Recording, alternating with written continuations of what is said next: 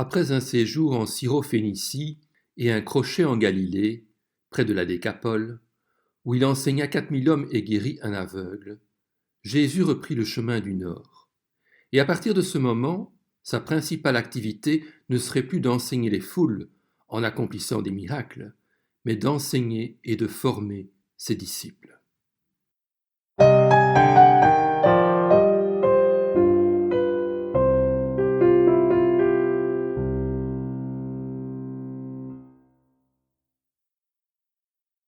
En chemin vers le nord, Jésus posa cette question à ses disciples. « Qui suis-je d'après les hommes, moi, le Fils de l'homme » Les réponses ne furent pas unanimes. Ils répondirent « Les uns disent que tu es Jean-Baptiste, les autres Élie, les autres Jérémie ou l'un des prophètes. » « Et d'après vous, qui suis-je » leur demanda-t-il. Parlant pour les disciples, Simon-Pierre répondit « Tu es le Messie, le Fils du Dieu vivant. » Jésus reprit la parole et lui dit « Tu es heureux, Simon, fils de Jonas, car ce n'est pas une pensée humaine qui t'a révélé cela, mais c'est mon Père céleste. Et moi je te dis que tu es Pierre, et que sur ce rocher je construirai mon Église. Et les portes du séjour des morts ne l'emporteront pas sur elle. Je te donnerai les clés du royaume des cieux. Ce que tu lieras sur la terre aura été lié au ciel, et ce que tu délieras sur la terre aura été délié au ciel. » L'Église est bâtie à la fois sur le roc, le Christ, sur Pierre, en tant que première pierre de l'édifice, et sur la déclaration qu'il vient de faire, puisque c'est par elle qu'il est devenu Pierre. Cette confession de Pierre n'était cependant encore qu'une première étape. Elle n'indiquait qu'une compréhension partielle de l'œuvre du Messie, celle qui reconnaissait la toute-puissance de Jésus. La perception totale, elle, confessait aussi le ministère de souffrance du Christ. Pierre a été la première pierre posée sur le roc, mais il n'a pas été la seule. L'Église est édifiée sur le fondement des apôtres, ses prophètes. Alors Jésus ordonna aux disciples de ne dire à personne qu'il était le Messie. Et bientôt, ils arrivèrent dans le territoire de Césarée de Philippe.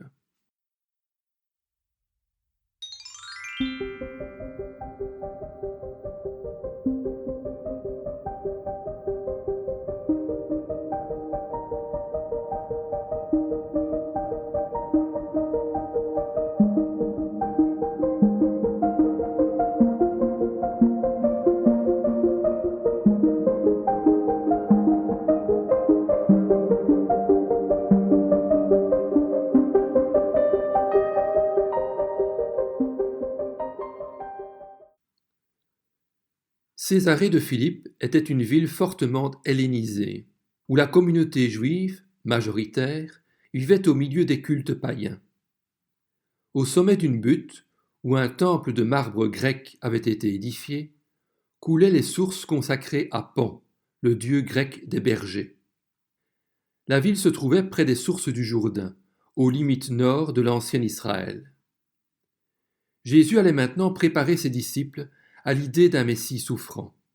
Il leur montra qu'ils devaient aller à Jérusalem, beaucoup souffrir de la part des anciens, des chefs des prêtres et des spécialistes de la loi, être mis à mort et ressusciter le 3e jour. Cette conviction, il devait l'avoir depuis assez longtemps, mais il avait attendu que ses disciples soient prêts à recevoir cette révélation avant de la leur transmettre. Cela constituait pour les disciples une révélation quant au programme du royaume de Dieu, à laquelle ils n'étaient pas préparés.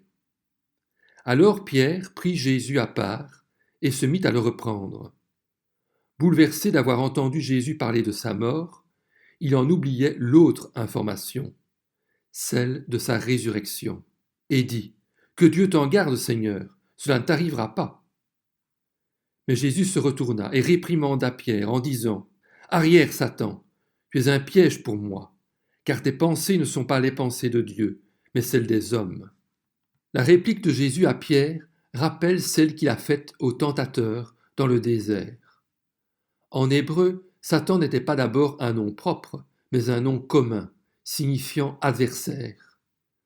Dans le désert, Satan avait tenté d'aligner Jésus sur les attentes messianiques populaires, mais qui étaient contraires à ce que Jésus savait de la volonté de Dieu à son sujet. Jésus lui avait lancé son arrière de moi, Satan. Or, voilà qu'il se voyait à nouveau confronté à la même tentation. En effet, Pierre cherchait à le dissuader d'obéir à la volonté de Dieu. Bien sûr, c'était inconsciemment qu'il le faisait, par pure amitié pour son maître.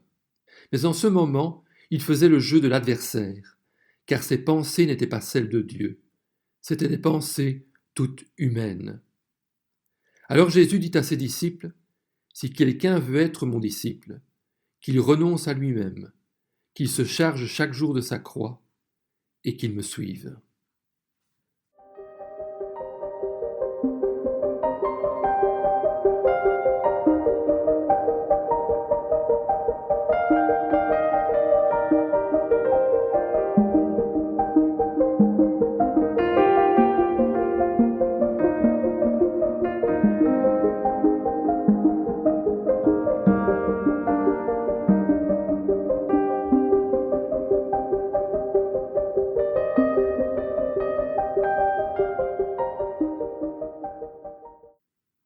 Le reniement de soi, ce n'est pas renier notre personnalité, ni mourir comme martyr.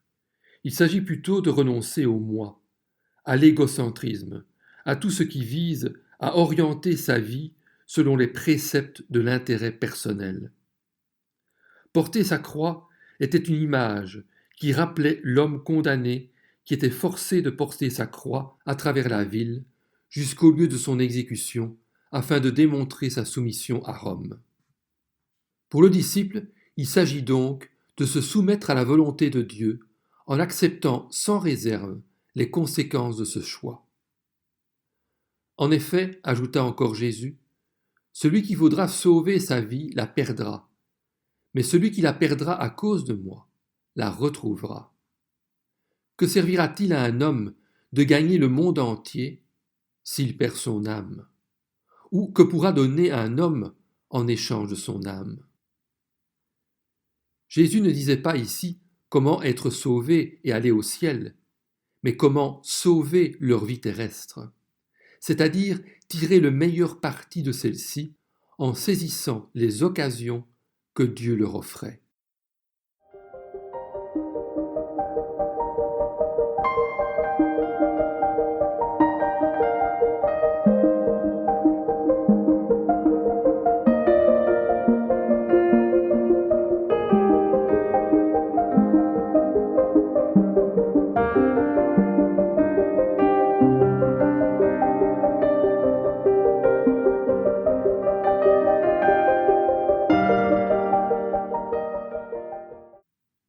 Et Jésus de continuer.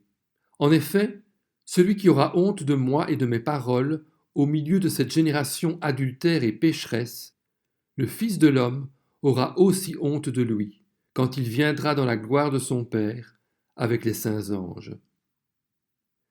Alors, il traitera chacun conformément à sa manière d'agir. Je vous le dis en vérité, quelques-uns de ceux qui sont ici ne mourront pas avant d'avoir vu le Fils de l'homme venir dans son règne. Cette prophétie allait se réaliser dans la transfiguration qui allait suivre et qui était comme un avant-goût du royaume messianique, comme une lumière projetée d'avance pour les quelques témoins privilégiés choisis par le Seigneur.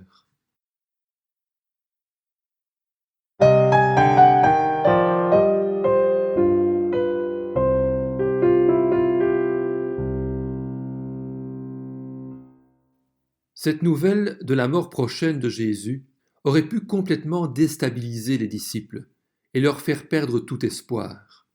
Aussi, Jésus voulait-il leur montrer par anticipation sa gloire future et le royaume qui sera établi.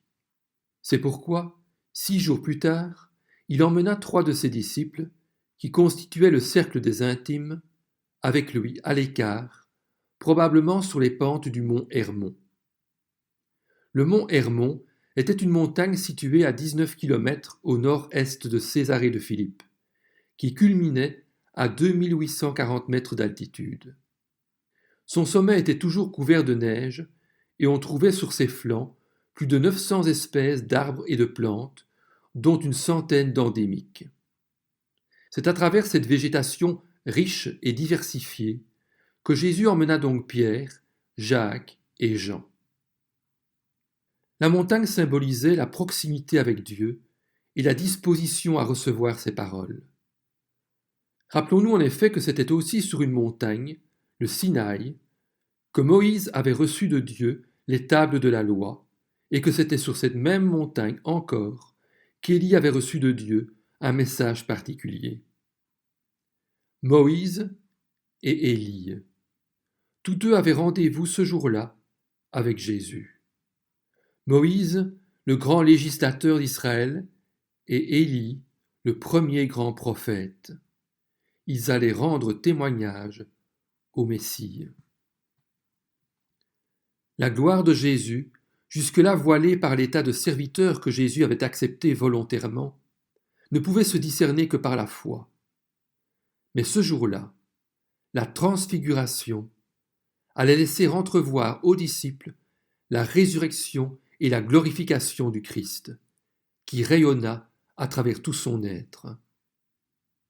Le corps de Jésus se métamorphosa en être de lumière.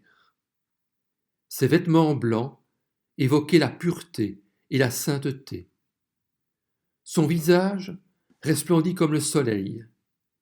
Il était la source même d'une lumière aveuglante qui pouvait évoquer le Fils de l'homme venu exercer son jugement. C'est alors que Moïse et Élie apparurent. Moïse, qui était mort après avoir découvert la terre promise, était une figure du corruptible, ayant revêtu l'incorruptibilité. Élie, quant à lui, qui avait été enlevé dans le ciel sur un char de feu sans passer par la mort, était une figure du mortel, ayant revêtu l'immortalité. Tous deux parlaient avec Jésus de sa mort et de sa résurrection, attestant de sa mission, accomplir la loi divine que Dieu avait remise à Moïse et les paroles des prophètes dont Élie était le représentant.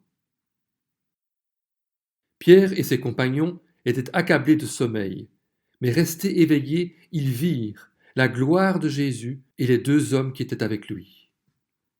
Ce fut à ce moment que Pierre, persuadé qu'ils allaient rester là quelques jours et voulant anticiper la fête de Soukhot, qui devait avoir lieu quelques jours plus tard, proposa de monter 3 tentes.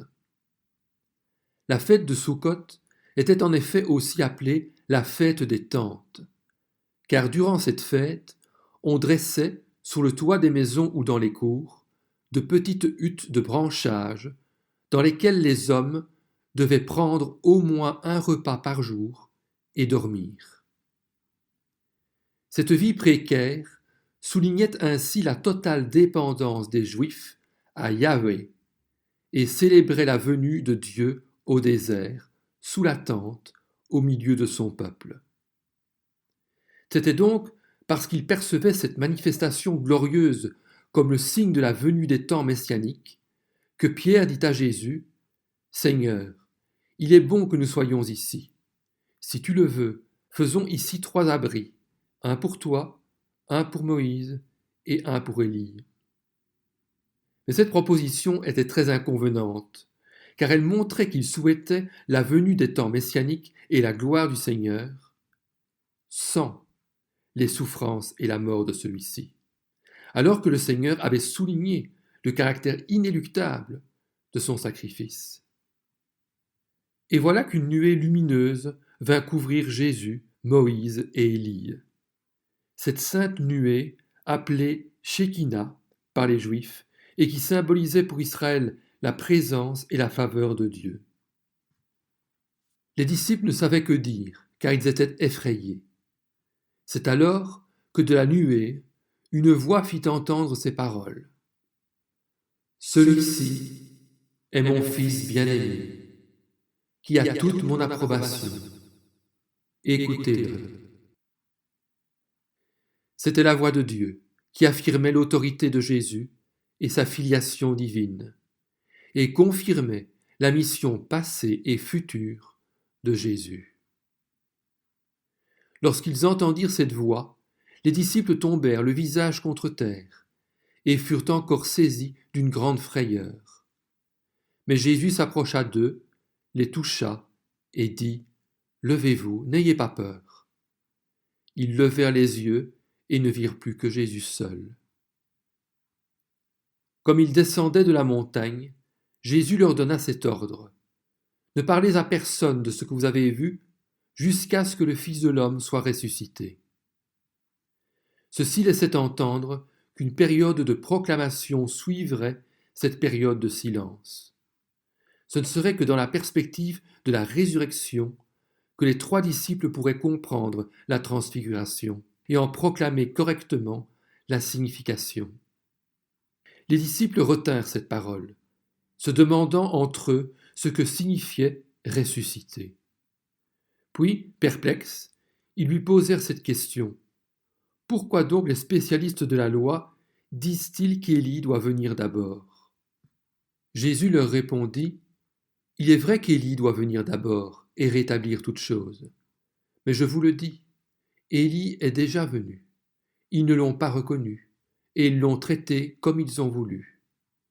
De même, le Fils de l'homme souffrira de leur part. » Les disciples comprirent alors qu'il leur parlait de Jean-Baptiste.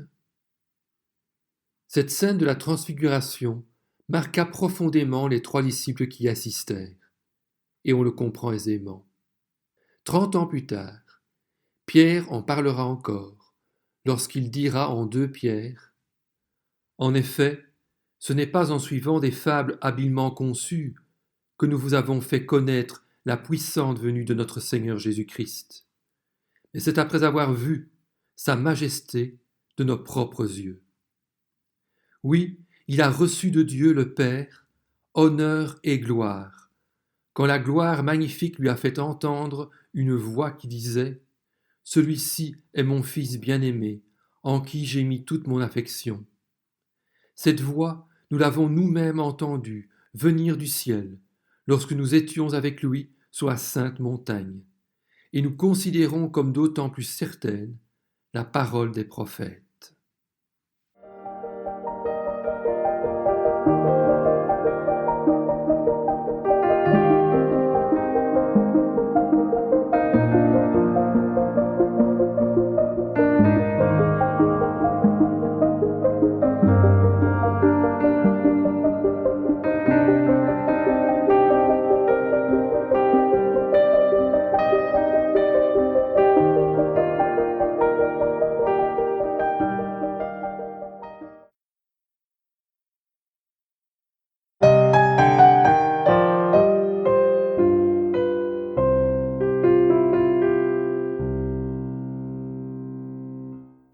Lorsqu'ils revinrent vers les autres disciples, ils virent autour d'eux une grande foule et des spécialistes de la loi qui discutaient avec eux.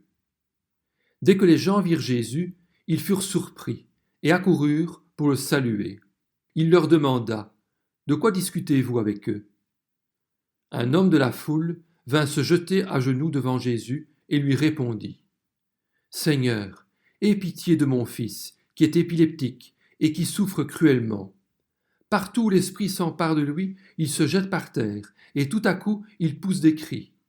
L'esprit le secoue violemment, l'enfant écume, grince des dents et devient tout raide.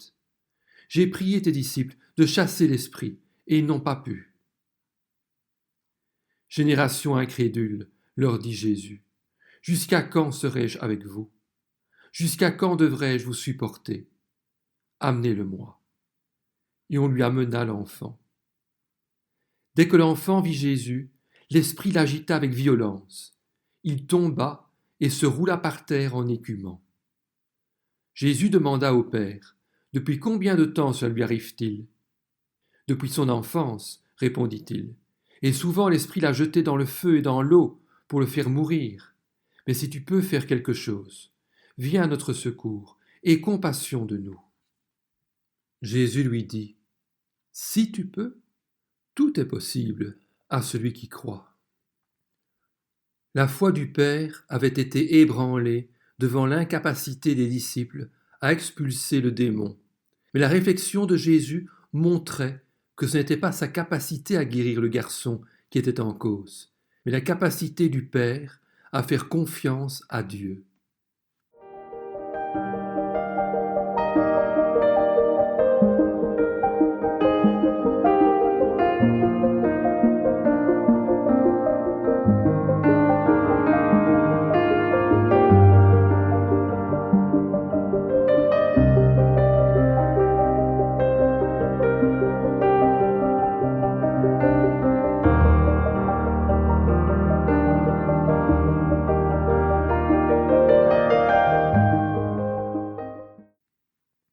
Aussitôt le père de l'enfant, en larmes, déclara sa foi, tout en reconnaissant sa faiblesse. Il s'écria « Je crois, Seigneur, viens au secours de mon incrédulité. »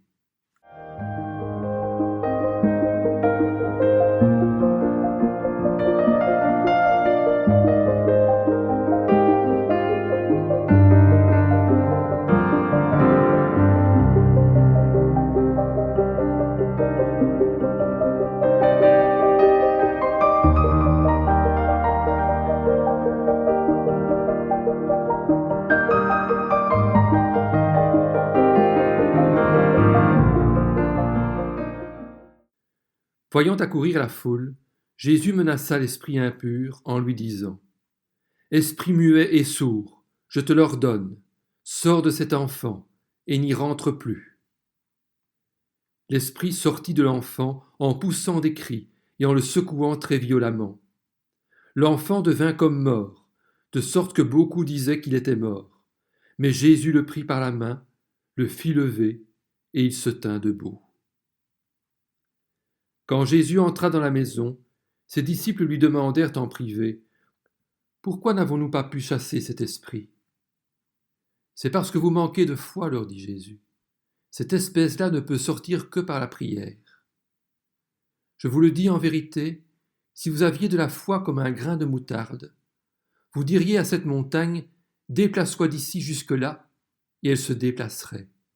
Rien ne vous serait impossible. Cependant, cette sorte de démon ne sort que par la prière et par le jeûne.